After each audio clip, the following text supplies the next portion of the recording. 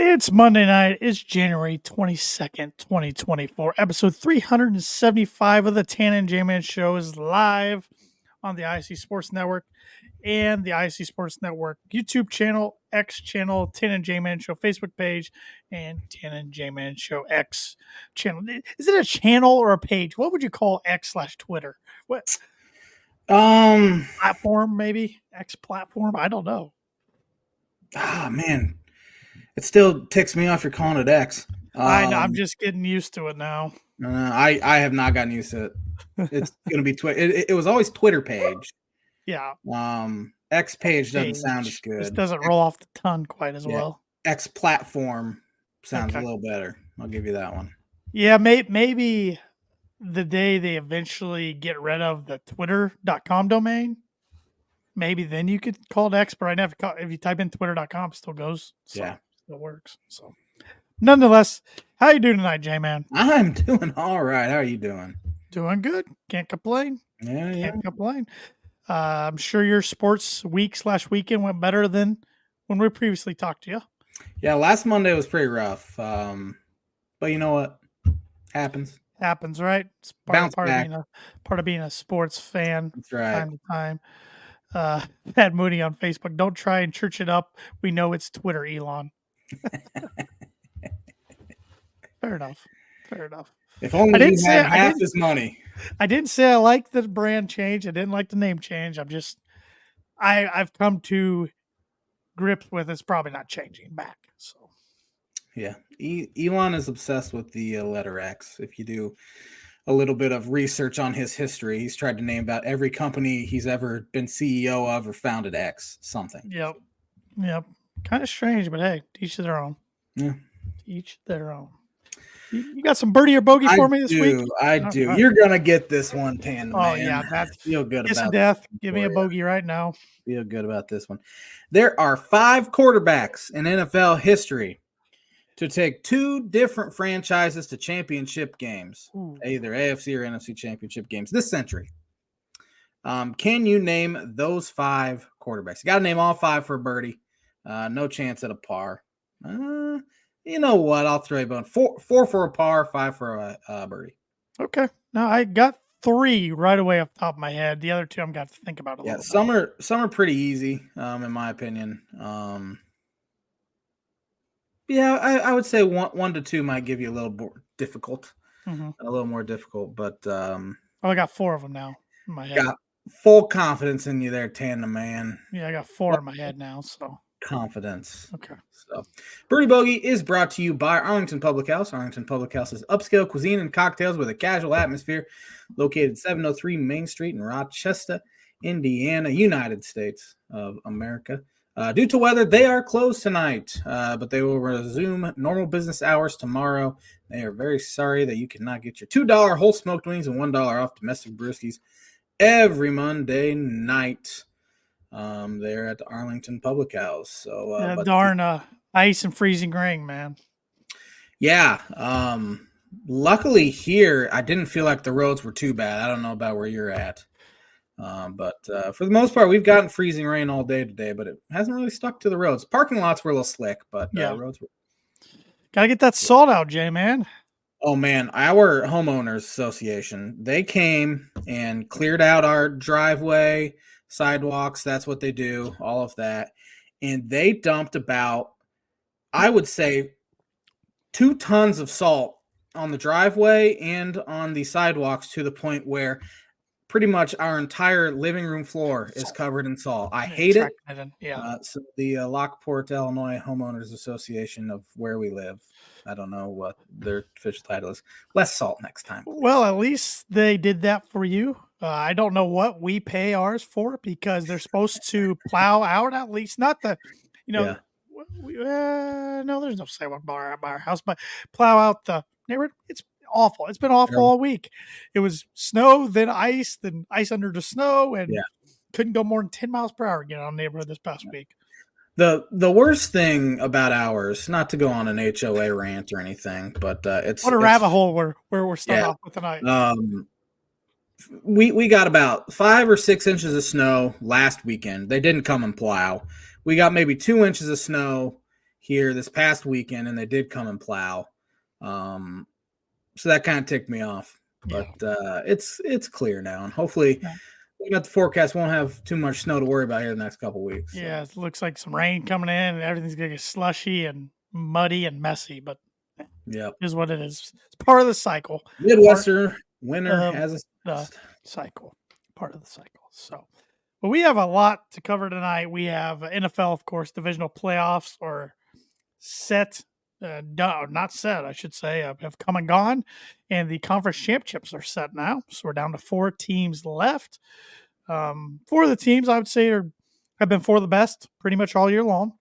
Yeah, maybe not the 4 best, but 4 of the best. So no real flukiness. Some interesting matchups, interesting storylines. But first, I thought we would introduce a new segment to the show, taking an old segment, revamping it a little bit. We are turning the word association segment into the pick 6 segment. So it's going to be pretty similar to the word association segment, except hence the title. We take 6 athletes, sports figures, could even be topics, I guess, arenas, stadiums, whatever, in the sports news around the sports world that previous week or the Monday of, and fire away at the other guy. So I picked 6 people. First off, the guy who's going to be on our cover art for tonight's podcast, that's Jason Kelsey. Man, Jason and I got a lot of similarities. We're both fat and we have hairy chests. Other than that, he's a pretty good athlete. Man, I saw him. I saw an up close and personal video of him. He jumped down. It was about a good 6 to 8 foot little ledge there. Jumped down, landed it perfectly, and then just did this hop up to get with the back. Timberlands on. Yeah, in ice, snow. Ridiculous athlete for one. But I was very happy to see him in there because he's the most likable Kelsey in my opinion. Yes, but it sounded like his wife was not very happy at him for that for that stunt. He was having fun with the Bills fans before the game, during the game.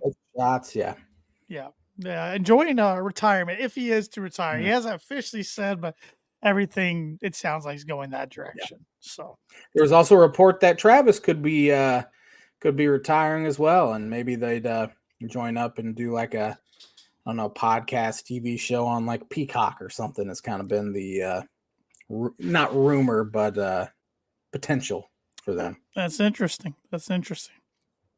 Deebo Samuel. Deebo, he got hurt. I don't know. I didn't hear what Kyle Shanahan said today if he's going to play this 50-50. 50-50. That's a coin flip right there. I think he'll give it a go.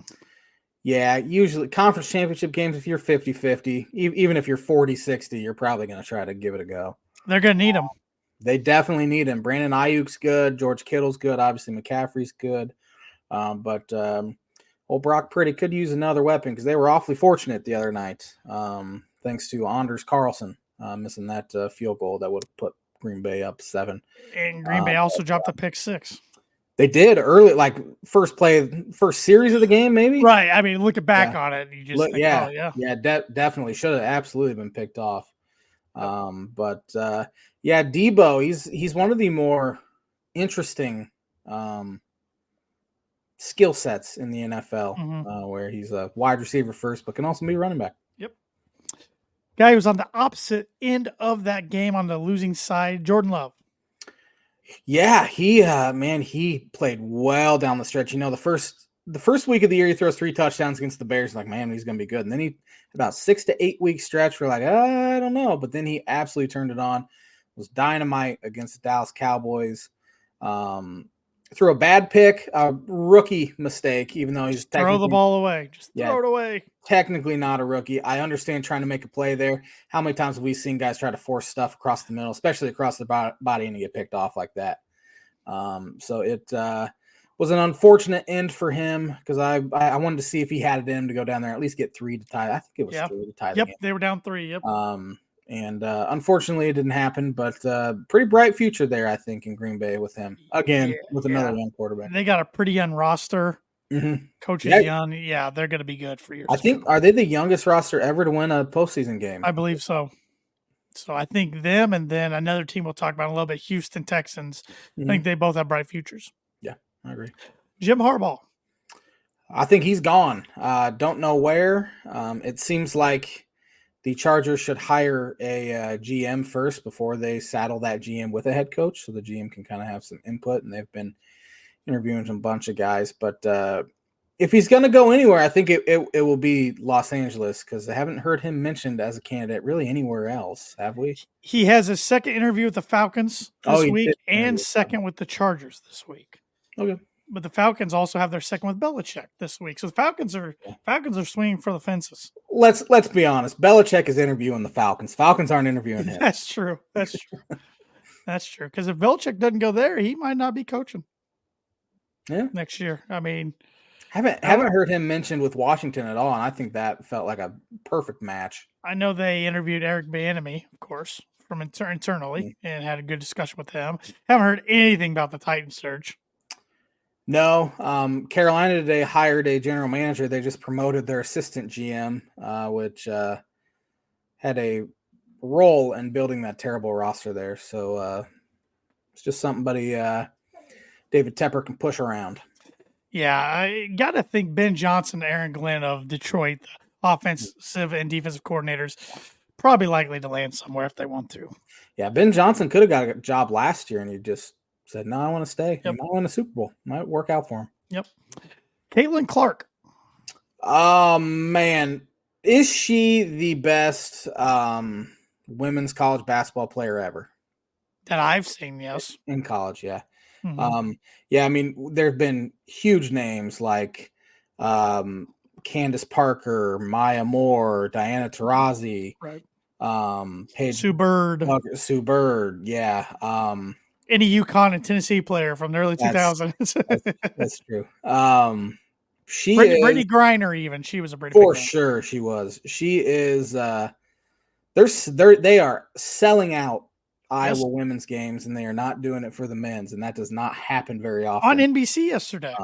Yeah, and they obviously they lost in Court Storm, and Caitlin Clark kind of flopped. She flopped. Let's be honest. She ran into a fan. But it's time they change the court storming. I have no problem with court storming. Yeah. Let kids have fun. Get the opposing players off the floor first. Yeah. Because it is really a matter of time before somebody gets hurt, whether it's a student or a player or a fight breaks out or something. It's just a matter of time. I watched a little bit of Matt Painter's thing, which kind of made the rounds yesterday after they lost to Nebraska. I for one, can't believe that not a single freshman, sophomore, junior has lost a road game where it hasn't been a court storm. Yeah, it's getting annoying. That's one thing, but he's pretty smart guy, and he makes some great points. That court storming, absolutely, you can do it, but there's got to be some sort of protocol into place where guys aren't getting hurt. Yep. Because again, fights could break out, guys can get hurt, women can get hurt. So because we've seen videos surface on the internet and social media of football field rushings where somebody gets close to a player and they get smoked or pushed over and stuff, and it's bound to happen. Yeah, bound to happen. Last on this list, not sure if you heard about this guy or not, so no problem if not. Nick Dunlap. Never heard of him. No. He was the amateur who won the PGA Tour tournament over the weekend. First amateur since Phil Mickelson in 1991. Ooh, man. That's cool. So, of course, he plays at Alabama. Okay. College golf. So, of course, being an amateur, he could not accept the prize money. Could he have accepted, just he would lose his eligibility? Or do you have to say that beforehand? You have to say it beforehand. But assuming he was supposed to play in this upcoming week's tournament, and he actually backed out of it, get back to Alabama, and he's just got to do some student athlete things. That's cool. Assuming he does turn pro in the near future, he's set for the next year. He'll be in the majors. It's awesome. He'll be in the Tournament of Champions next year. He's 20 years old. Man. And what even put him in contention, Josh, he shot around a 60 on Saturday. Man, that's pretty good. 20 years old. What was it, a bigger tournament for this time of year, or no? It was one that's normally played. It's the Apex tournament out in California, It's one of the early ones, just on the early season swing. But there's big players in it. I mean, Mhm. third round, he was paired with Justin Thomas. I mean, he wasn't like, Yeah. Ricky Fowler was in it, but Rick played bad and missed the cut. I feel like I say that too often. No, But it wasn't like just a bunch of no name, to I the modern golfers. I did see they had Nick Saban on, and he was talking about Justin Thomas and goes, he is going to have a great year right before he shanked a shot right into the water. I think it was. I saw That's Saban pretty said he's got funny. to start working on his golf game because he said he's not patient enough to take tips. And somebody was trying to help him with his putting and kind of blew it off. And he went out and three putt 9 times. Yeah.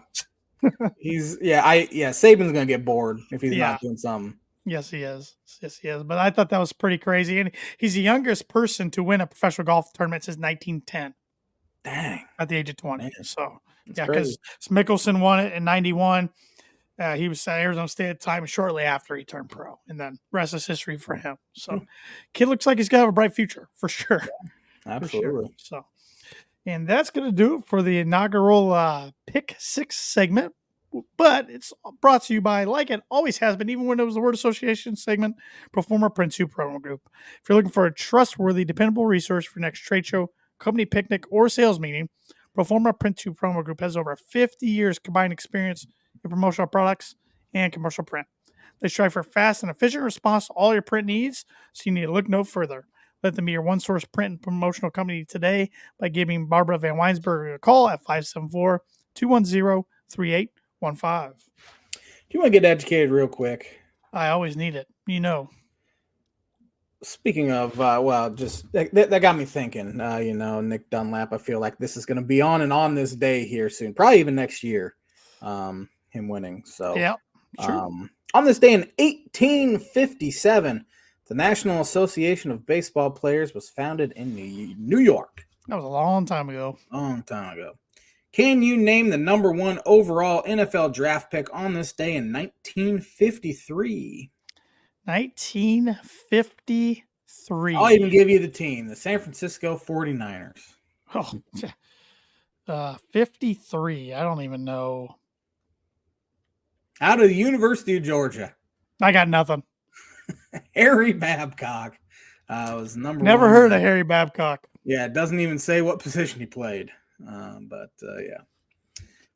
this day in 1960, who was the NBA All-Star Game MVP?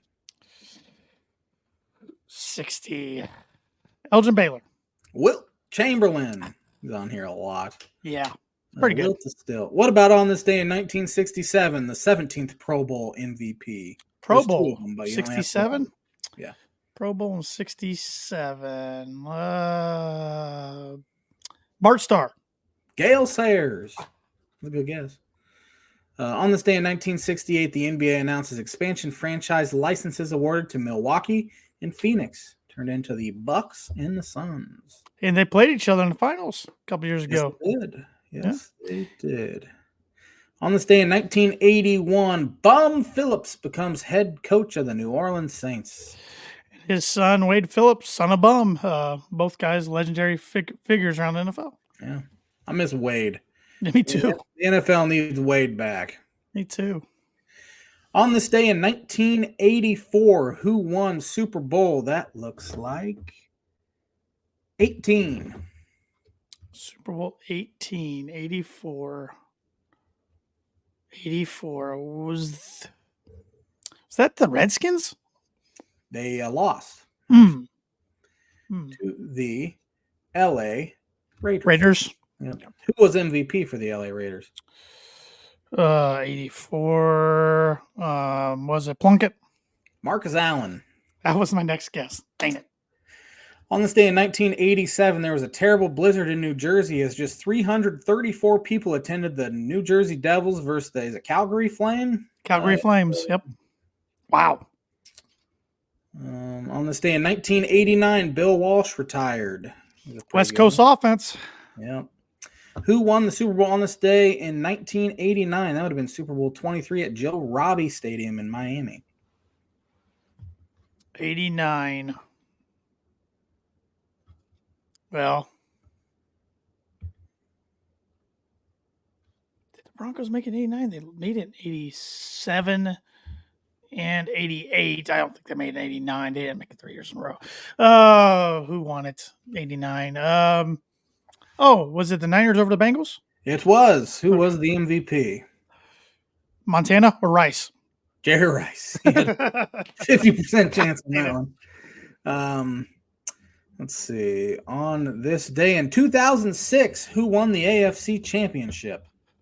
2006. So, okay, I gotta think here. 2006. The Colts made it 2007. Or was that 2006? Colts was 06, 07. Okay. So it was the 06 would have been the Steelers. Yes, over the Patriots? Denver Broncos, 34-17. Oh, yeah. Jake Plummer. Yeah. On this day in 2006, Kobe Bryant scored 81 points in the Lakers' victory over the Toronto Raptors. Yep. He shot a lot that game. I mean, you have to score 81 points, but geez.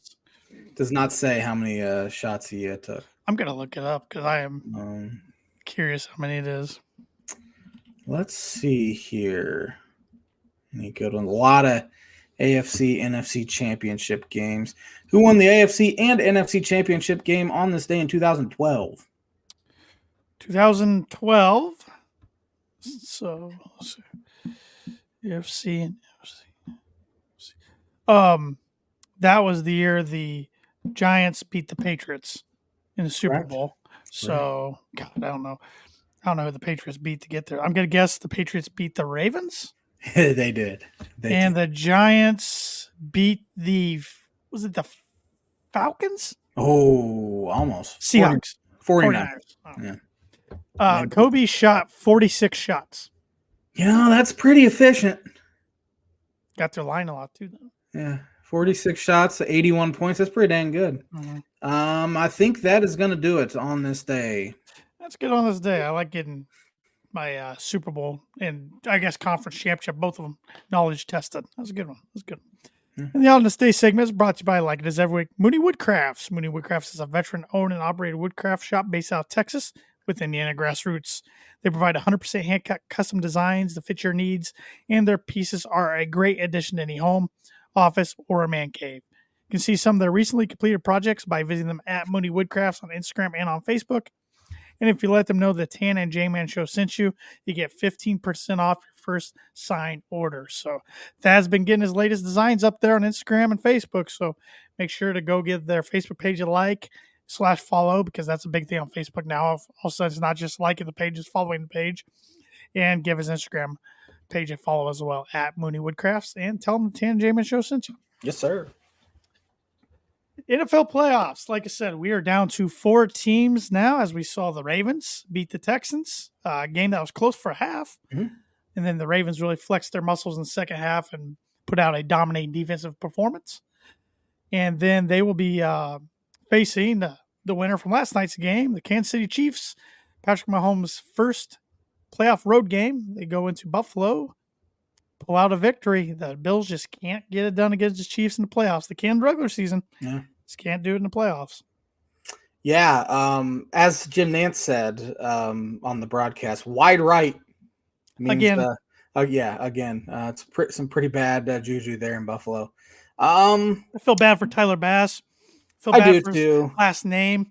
There's going to be a lot of wordplay on his last name. Yeah. Bills fans for years to come, probably. I mean, they had to cut the guy because he was just to protect him, who missed the field goal back when they lost the Giants. Yeah, gosh, what is that guy's name? Yeah, there was it was some pretty bad weather. Not bad weather, I guess. They had to shovel out the stadium beforehand, but it was cold and windy, which you expect in January in Buffalo, New York.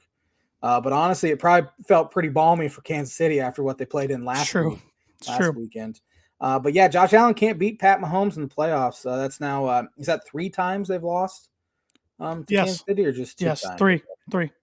Beat him in regular season, but yes, they can do that.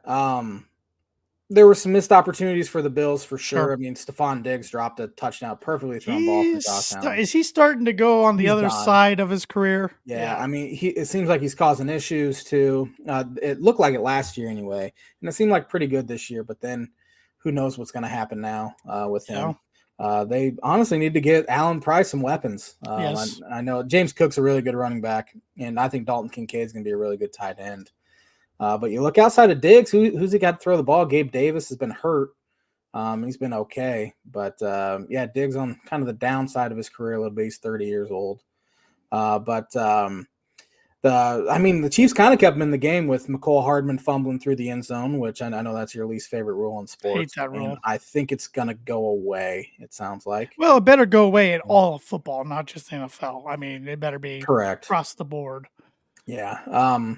I think you should get punished, though, and instead of just having the ball go back to where you fumble. I think it needs to be like maybe it is a touchback, but you keep the ball, you just go back to like 20. The 20, yeah. Yeah, I'm fine with that. The opposing, yeah. like, I mean, you could have third and go, and you lose it down. How about that? Okay. I mean, play could happen on second and goal at the 1, and you end up having third and goal at the 20, something like that. It's just like big holding penalty. Holding penalties kill you. 10-yard penalties. Exactly. Yeah. For whatever reason, Josh Allen can't do it. And you look at the team or at the quarterbacks he's beaten in the playoffs. 2020 farewell tour, Phillip Rivers, Lamar Jackson concussion in the third quarter of that game, Mac Jones, Skylar Thompson, Mason Rudolph. That's who he's beaten in the playoffs. Hasn't beaten Joe Burrow, couldn't beat Pat Mahomes. So I think some of those question marks are kind of going to pop up, kind of like they did for Peyton Manning early in his career. Couldn't beat Tom Brady, especially in the playoffs. And then obviously he got over the hump. And I was going to say that narrative's weird because he had a winning record against Brady in the playoffs. People forget that. He ended up being 3-2 against them. Yeah. It was just, it's just actually Brady owed him in the regular season. And people always think it's playoffs because how bad those first 2 trips to Foxborough were. Then once Peyton finally got him at home, Peyton never lost to him.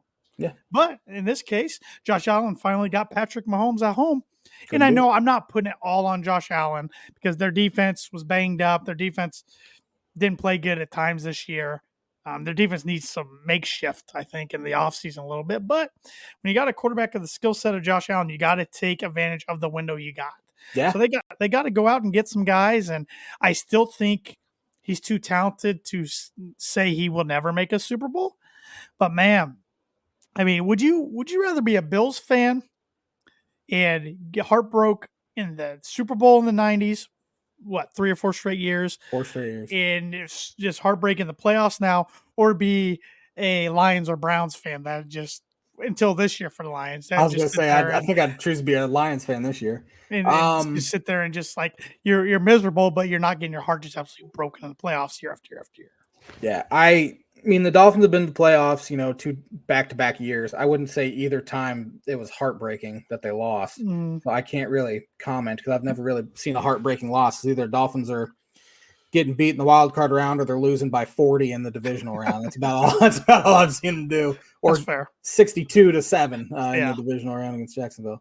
So I can't really comment. I think getting your heart ripped out would absolutely suck, but at the same time, been there. You feel pretty good about getting there every single year. True. That I would 1,000% take the heartbreak every year. I'm there with you. Barely, if you make the playoffs, you're barely making it, scraping by, and you don't make the playoffs for a decade straight or something like that. I was thinking about this the other day, and I actually thought about this a couple weeks ago and forgot to mention it when we were recording. Since the Tan and J-Man show started in November of 2016, I've yet to been able to talk about the Denver Broncos being in the playoffs. That was their first year they missed it. You haven't been able to talk about it at all, have you? No, not at all. Dang. Not at all. That's bad. So I'm right there. I think I would rather just, at this point, give me the heartbreak because I forget what it even feels like, the excitement of watching your team in the NFL playoffs. Yeah, it's Dolphins just haven't played any close games that I can't even tell you. It's been fun to watch them in the playoffs. I guess the game last year against the Bills was a close game, but again, they were playing Skylar Thompson at quarterback. This year was just a murder, and the previous time they were in was a murder. The previous time they were in was a murder. So, but yeah, just gearing up, knowing you got at least one more game after everyone else is pretty much done, feels pretty good.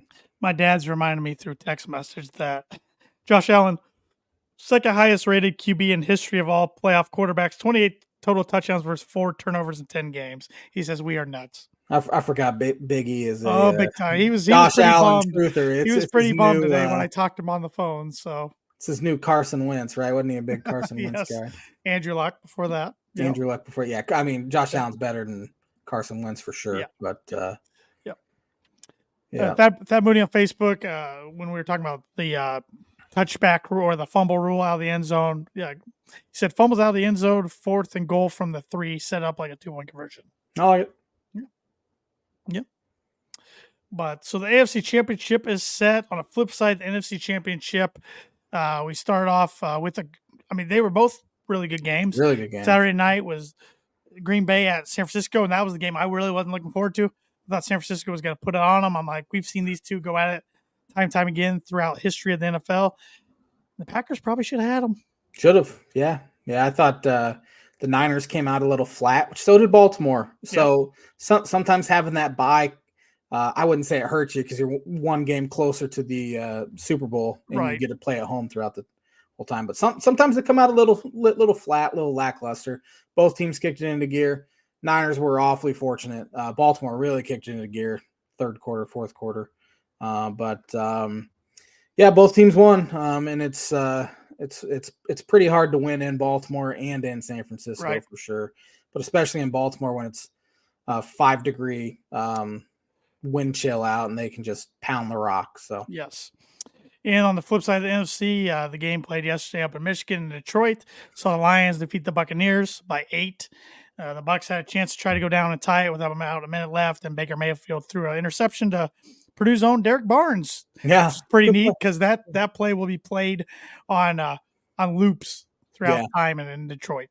Yeah, it's crazy. We've gone our entire lives without seeing them in a NFC Championship game, and they've never played in the Super Bowl, and they're one step away. So our wives have seen it since they were born in 91. Well, your wife was born. My wife was not born yet. Almost. Yeah. Depends on when the Super Bowl was played, because back then it was played after January 8th, I would say. But back in the day, it wasn't. Back when they were born, it wasn't. Right. But I'm rooting for Detroit this weekend. I mean, we've seen all America is. Yeah, we've seen. I like San Francisco win a Super Bowl. I like Kyle Shanahan, but yeah. But it would be kind of funny, Detroit finally gets to the Super Bowl and then they get their absolute doors blown off in the Super Bowl. I could honestly that'd be kind of fun. I could see it this weekend, honestly. Yeah. Now that the Niners kind of got their scare out of the way, I could absolutely see it. See, the Detroit picked up Zach Ertz today. Yeah, talk about ring chasing. That's a smart man right there. Well, and he knows San Francisco from being in Arizona the past couple of years, so that was probably part of it. Yeah, and I mean, Laporta had a good game, but he is coming off a knee injury too, so who knows if they need an extra guy there. Right. So, but yeah, the matchups are set. The AFC Championship's the first game. It's going to be played on CBS, so one more of Tony Romo for you. I don't know who has a Super Bowl this year. CBS. Two more. Tony. Yeah. Coming in right after the Lions game, they said there's 4 games left in the NFL season, and Tony Romo's doing 3 of them. So, he's the worst, man. He is the absolute worst. Loves Josh Allen, which Josh Allen's a likable guy. I will say that, but he will not say a bad word about him. And Josh Allen will throw a little check down pass. Every quarterback makes. He's that's one of the best plays I've ever seen. One of the best. He missed a wide open guy in the end zone and said he got hit as he threw. No, he got hit after he released the ball. It was just a terrible throw by Josh Allen. But he likes Patrick Mahomes too. He likes Lamar Jackson too. So, but I will say when Tony started, he was knowledgeable. He was predicting plays and everything, and now he's just nothing. He's terrible. Doesn't shut up.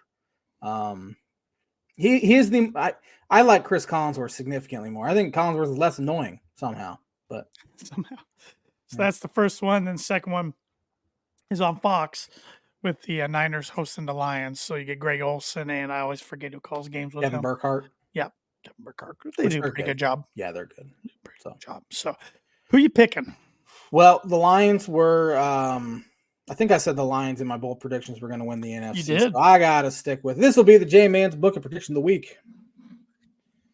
we're getting a little bit of fresh blood in there. I mean, no, the Ravens haven't been in since 2012, 13, something like Yeah, that. the Super Bowl was in 13, the 2012 season. 2012 season.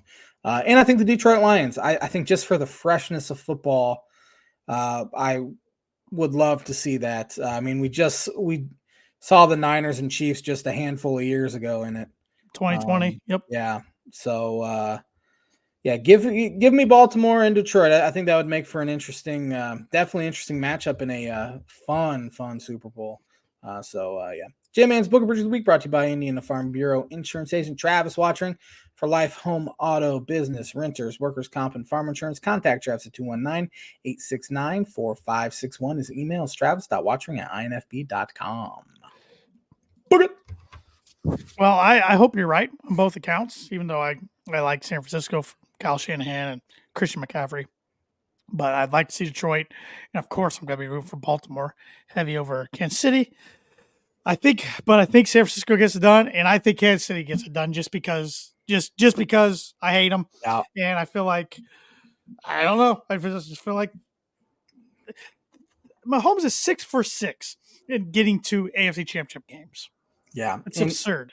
If he wins this one, it will even further cement the stupidity of, well, he's never played a road playoff game. We'll see. And yeah, he wins in Buffalo and in Baltimore. Yeah. We can cement him as one of the greatest, maybe 3 to ever live. Well, and what stinks for the rest of the NFL, I truly believe this is probably the worst the Chiefs are going to be for the next handful of years. Mm-hmm. So I think they're going to go get them some weapons, and their defense is going to stay strong going forward. So this was the year to get them, and here they are in the AFC Championship. It's the Bills' fault. It's Josh Allen's fault. He might have those great stats, but he's 5-5 in the playoffs there. It's the Broncos' fault. It's the Raiders' fault. If they were a little better this year, they could have won the West. The West was up. I mean, came down to second to last week this year. It's the Dolphins' fault for not being able to play in weather under 60 degrees. Well, there's a lot of faults out there, but so yeah, I think it'll be Chiefs Niners again. But I really hope. Yeah, Detroit's our only hope of mixing it up to see a Super Bowl that we haven't seen. Yeah, so, I cannot stand the Detroit Lions either, and I have enjoyed their futility throughout the years. So part of me hopes they lose. Odd. I found myself rooting for the Buccaneers yesterday, and I couldn't figure out why. I think it's because I just like the way Baker plays ball. 1,000% rooting for the Bucs. You know, all week I was like, I'm definitely rooting for the Bills. I found myself rooting for the Chiefs. Rooting for the Bills is like me rooting for the St. Louis Cardinals. You know. Yeah, you're right. Right. Rival. Couldn't do it. Couldn't do it. Yeah. Yeah, but I honestly think the only team in the NFL I could root for the Chiefs over, and it'd be the Raiders. And they're real close for me. Besides that, it's yeah. I mean, it's funny. My wife, who has come to like the NFL and college sports the last couple of years, she hates the Chiefs. I mean, just hates them. So where last night I was doing a podcast, so I missed a good majority of the second half. I come down, I'm like, oh, see you couldn't cheer on the Bills to get the win. She goes, I think the NFL's rigged. I'm like, there's a lot of people out there that think that, especially because I don't know if you saw over the weekend, there was that newscast that put up on the ticker that it was Niners against Ravens. Yep. And there's that conspiracy of the NFL logo with the colors being maroon and purple this year. And last year was red and green, Eagles, Niners. Year before that, it was like a yellow and orange, Bengals, Rams. And the weird thing about that, though, is you look at those logos, they are those colors. And the color that's not as predominantly featured as the other color is the winning team usually. So if that's the case, the Niners are going to beat the Ravens in the Super Bowl this year. Man, I don't know if there's anything. I'd like to believe there's nothing to that. I think the NBA is rigged. I think especially the lottery. I would say out of all the 4 big sports, the NBA is the one I think maybe the most rigged. Yeah. Except last year with a small market team finally winning. I guess the Bucks won a couple years ago, but with the Nuggets winning, a team who had never even been there before. But early in the 2000s, you can't tell me they didn't want the Lakers to beat the Kings in that in those Western Conference Finals matchups. Yeah, no doubt in my mind. For sure. no doubt in my mind. But it'll be fun to see who comes out victorious of the NFC and AFC. And I know growing up, this was my dad's favorite NFL weekend of the year was the conference championships. It is a good one. It is a good one. Something. Yeah, we've never seen Josh Allen play in one. Look at you smile when you say that. The evil. Evil.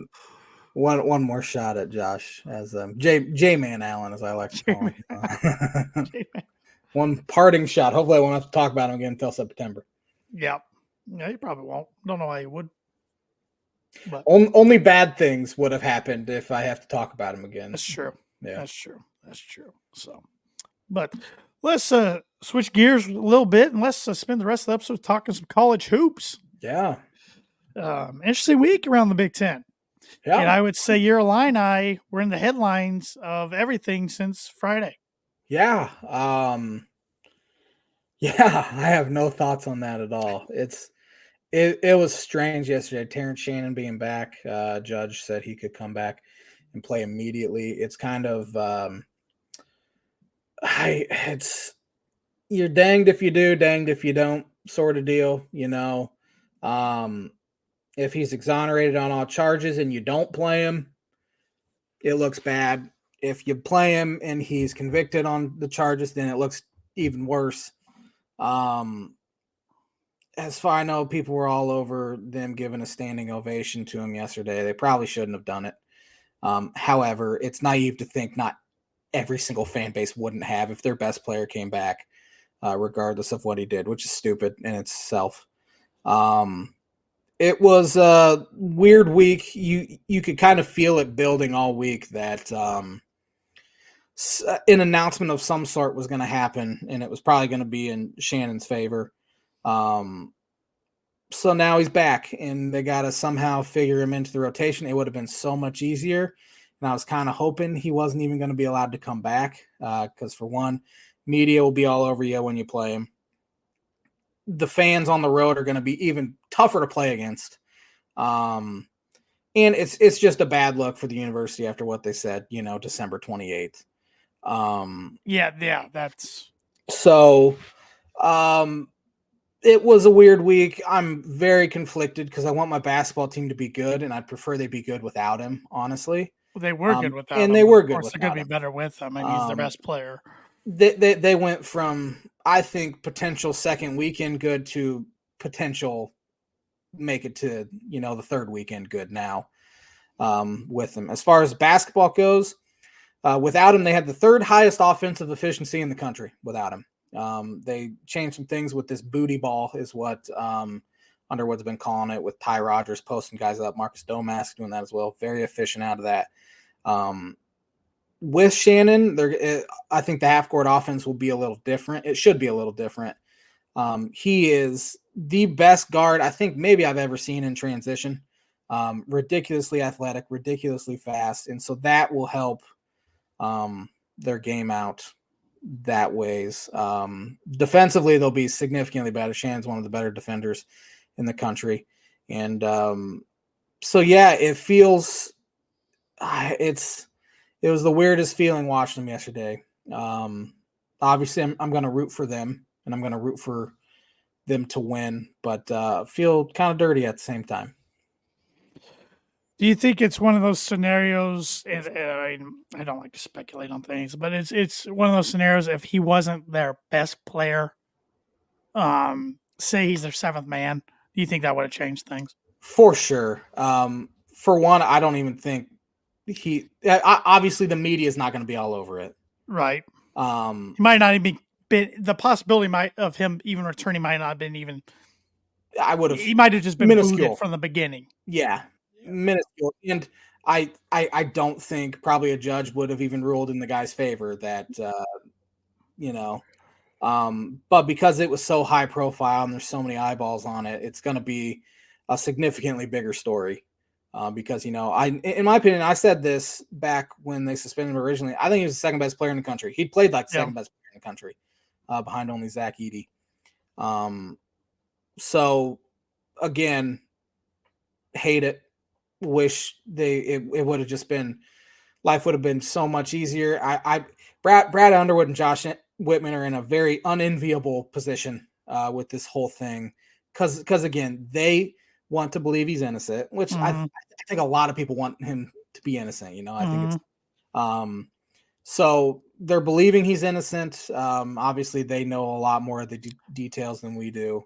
And I think, I mean, it's their decision to play him. Because it's honestly one of those things where, say, crystal ball, a few months down the road, whatever, weeks or months, I don't know, whatever case, if he is proven guilty, their jobs could be in jeopardy. Absolutely. Yeah, absolutely. They could and probably should, honestly. Yeah. Be in jeopardy. So that's the thing. You kind of staking your reputation on it. And I'm not going to speculate on whether he's guilty or innocent. They know a lot more than we do. Yeah, I've read the entire affidavit, and I'm not even going to comment on it. I'm not a lawyer. But you're not? No, I feel like I'm smart enough to be. I think I could pass the bar, but no, I'm not a licensed lawyer. Oh, darn. Sorry, can't help you out there with legal trouble. Then can't help you out there with your HOA, Tanner. Sorry. Darn, man. Looking for one with cheap fees. Yeah, basketball. It's definitely it's put an interesting twist on the race in the Big Ten, which, for sure. Yeah, which Penn State helped make it interesting last week at the Bryce Jordan Center in front of about 100 people. Took down Wisconsin at home. Man, for the least raucous atmosphere in the Big Ten, it's one of the toughest places to play. Probably because of that, honestly. Yes, yeah, because it's dead. You're going in there in sleepy environments. Yeah. Purdue took care of business last week, both road games, which I was happy to see because they had 2 road losses going in the last week, but went down to Bloomington, which you know as well as I do, it's never an easy place to play, especially a rivalry game. But they came out and punched Indiana right in the mouth, being up 22 points at half, and then Indiana came out with a huge run second half to get it within 9 points within 3 minutes, and then Purdue stayed poised. This is the difference between this year's team and last year's team. They stayed poised. They weren't rattled. They took care of the ball. They kept getting to the foul line. Ended up winning by 21 points. Largest win in Bloomington since 1934. Largest win in the rivalry for Purdue since 2003. So that was fun from a Purdue standpoint. And that's what happens having he's not technically a veteran yet, but I know he didn't play very well either, but having a second-year point guard in Braden Smith. I will say he didn't shoot well. He was 2 for 14 from the field, but he had 9 assists. 9 assists, yeah. Very limited turnovers. I'm fine with that because other guys can play. I mean, Zach Edey played well. Lance Jones played well. Fletcher Lawyer played really well. He's starting to really come on again. And then they went up to Iowa City, and Iowa's a tough team to figure out. They're coming in, 3-game winning streak, and they got potential. They got shot makers, but boy, do they take some of the dumbest shots. Yeah. At times. And they're not going to play very good defense. It's a matter of time before Fran gets a tech, which he actually didn't Saturday. But Iowa kept trying to make runs, and once again, Purdue stayed poised and found a way to get done. And Zach Edey's he's playing phenomenal basketball now. I mean, he's getting 30 points, at least 15 boards lately a night. Yeah. And Purdue fans were taking it for granted. And I hate to say that because I know we shouldn't, but it's like, another 30 point, 15 rebound. Yeah. It's like, probably never going to see this in college basketball again for a long, long time. Yeah. Yeah. Speaking of Iowa, people have been calling for Fran's head over there, which I think is preposterous. Made the tournament 4 straight years. And this is a very young team. I mean, they're starting a freshman at the 5 and Owen Freeman. They have some younger players and all that, but you fire Fran McCaffrey, and you have potential to get so much worse. Yeah, you do. So much worse. You do. More so than better, in my opinion. Yep. I mean, there have been 4 teams in the Big Ten that have made the NCAA tournament each of the last 3 years. One of them's Iowa, Illinois, Purdue, and Michigan State. That's it. Mm-hmm. And Iowa's done it 4 straight years. They got worse when they got rid of Alford. They were tired of not getting over the hump in the NCAA tournament. Licklider comes in. Wasn't good. So be careful what you wish for. Green grass isn't always greener. It took Fran a little while to get it going again, but then he got players that just fit his system so well, starting with Aaron White and then Luka Garza, and I think this Owen Freeman's going to be really good for him too. Yeah, the Murrays, they hit on the Murrays. And a lot of these guys are like underrated, underranked 3-star kind of guys. Look at Tony Perkins. He Yeah. puts up 20-something. Purdue and Indiana didn't even offer him, right? Yeah. From Indianapolis. Yeah, he killed Illinois last year in the mid-range. Yeah, that's his game. Killed them. But yeah, he wins with those guys, and I know this year isn't going well. I don't think they had high expectations, but they should get about everyone back. Mm-hmm. And they'll probably be pretty good next year. Well, and their football team was real pumped. They got I know that's switching gears just from offense tackle from portal transfer from Alabama. So, did you hear his comments? No, I didn't. he goes, yeah, Iowa reached out mid-year because they knew I was struggling. So they he kind of could get Iowa in some trouble. Just rat him out for tampering. Yeah, that's tampering. Which every school does it, but hilarious. still. Yeah. Yeah. Oh, yeah. Be careful what you wish for. Yep. I mean, you look around Big Ten, less so in basketball, but definitely football. We've seen guys get fired for being pretty dang good, and then their coaches come in and terrible. Do you agree that the top three are still Purdue, Wisconsin, Illinois, top three? Yeah.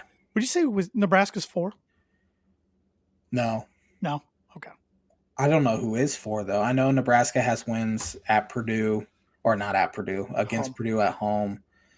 They also Northwestern at home yesterday. Yeah, they also followed up that Purdue win with a blowout loss in Iowa, and they lost in Rutgers. They blew a 12-point lead in Rutgers. True.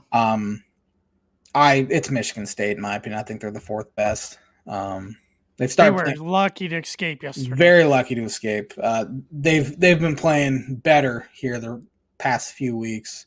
But that's the thing. I think there are a couple tiers. I think Purdue's a tier in itself, and then it's Wisconsin, Illinois, pretty close together, which they're fairly close to Purdue, honestly. I mean, they're all ranked in the top 10, I think. I think Wisconsin in the top 10. No, they probably were 11th. They were 11th against Penn State last week. So. Yeah, and they lost. So they're probably 15th or something like that. But Illinois 10th. After that, I mean, Ohio State hasn't played that well. I know they blew out Penn State on Saturday, but I mean, they had a loss. Who'd they lose to?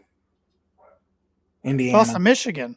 Lost to Michigan. There it is, at Michigan. Michigan's terrible. I mean, Illinois went in there and they went on like a big run. 19-2 run in the second half. Michigan hung around a little bit, and then it was over. They're terrible. They just start jacking shots up, and that's a bad loss for them.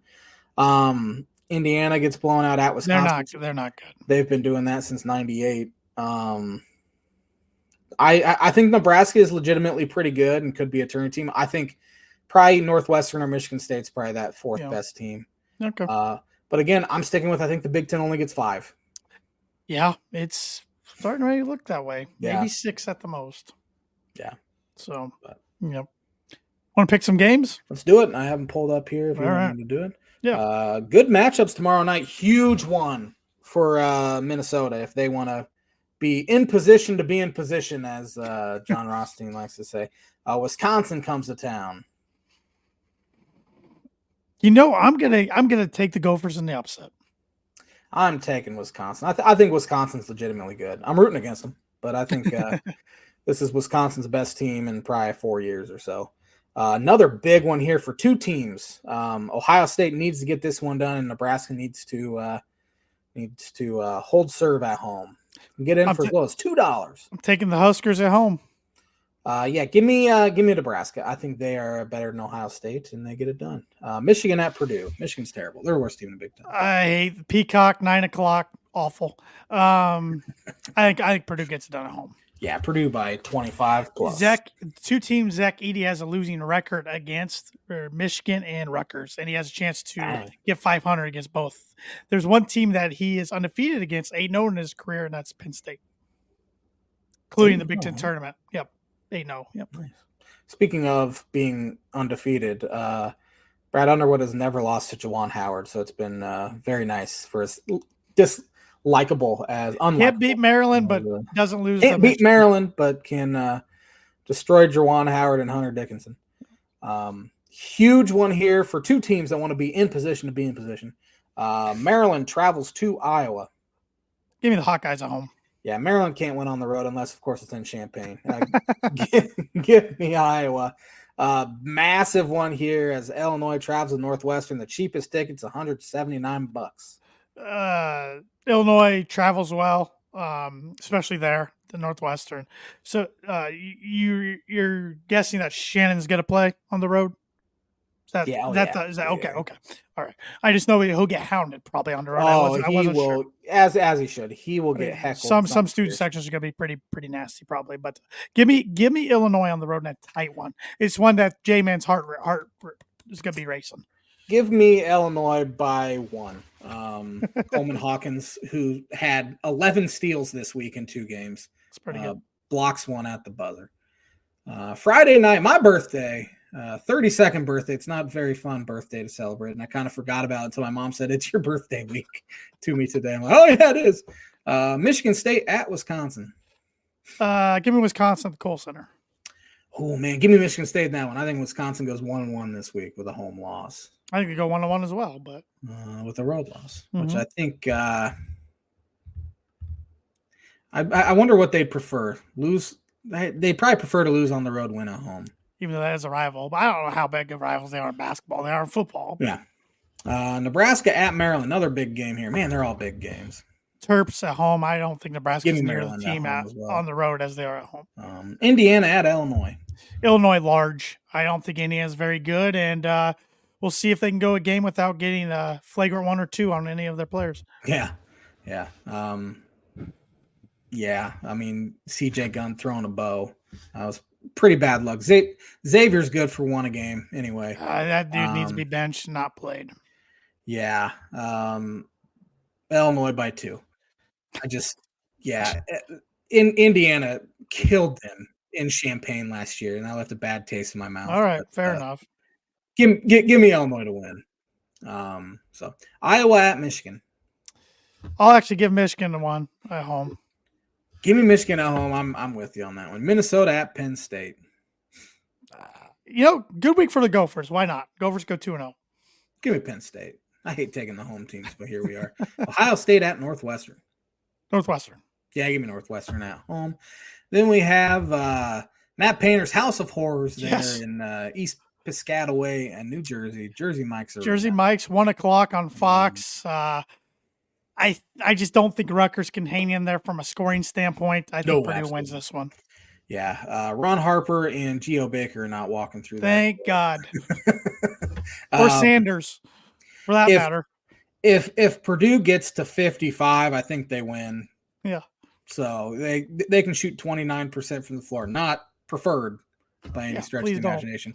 But I think they would still get it done because Rutgers is they did cut it to about 4 yesterday, and I was starting to get a little nervous, and then Illinois went on I think it was a 33-9 run to end the game or something like that. And they won handily. But give me Purdue in that one. I think it's a pretty easy one to predict. Top 25, we got a minute left. I don't know if we should go through these at all, so I'm not going to. Yep. Give me that birdie or bogey again, J-Man, because I couldn't remember. Is this from 2000 and on? Yes. Or okay. This century, there have been 5 quarterbacks. Son of a gun. There have been 5 quarterbacks this century to have made the championship game with 2 different franchises. Well, I got 4 of them for sure. I'm blank on the 5th one, so I'll give you the 4. Tom Brady. Yep. Peyton Manning. Yep. Brett Favre. Yep. Kurt Warner. Yep. I'm blanking on the 5th because I had 2 others written down, but they were before 2000. I had Joe Montana and Kerry Kittles written down, or Kerry Kittles, my goodness, Kerry Collins written down. Why am I blanking on this?